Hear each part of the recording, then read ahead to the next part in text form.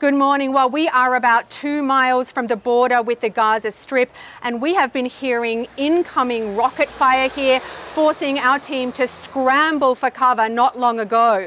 Now, Israel's military says that after 2 days of fighting, it has now retaken control of border areas close to Gaza. But it admits that individual militants are still operating. Israel says it wants vengeance. And in the Gaza Strip, deadly retribution is falling from the sky. Airstrikes have killed more than 400, according to Palestinian officials. In the coming days, Israel's expected to launch a ground incursion. This region has been locked in a cycle of violence for decades. But what happened on Saturday is unprecedented. Hamas militants broke through the barrier that Israel uses to contain Palestinians inside Gaza.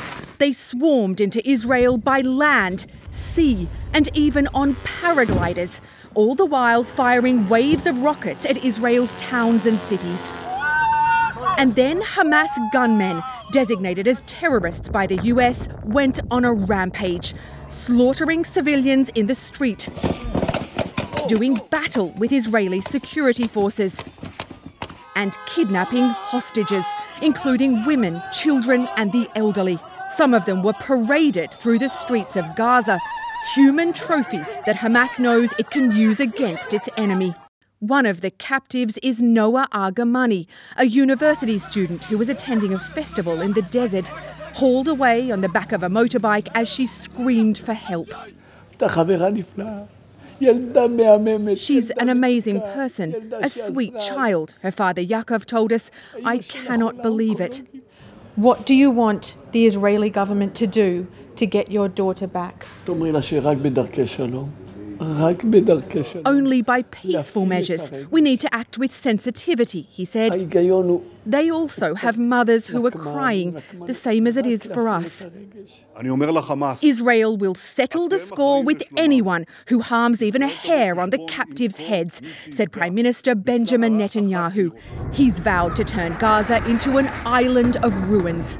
But for many here, the question is how Israeli intelligence could have failed to detect and disrupt the planning for such a massive assault. It seems like Israel had no clue. Gonen Ben Yitzhak is a former Israeli intelligence officer who used to recruit spies in Hamas. He told us Israel let down its guard in Gaza, distracted by simmering violence in the West Bank, where it's protecting Israeli settlers. I won't be surprised if they will start to even kill some of the hostages in front of the camera. You're saying these hostages will force the Israeli government to negotiate with Hamas? Definitely. Definitely. Hamas has long been supported by Iran, and a report in the Wall Street Journal claims that Iran helped plot this attack and even gave it the green light a few days ago. Now, the US government says it cannot corroborate that, and Iran denies any involvement.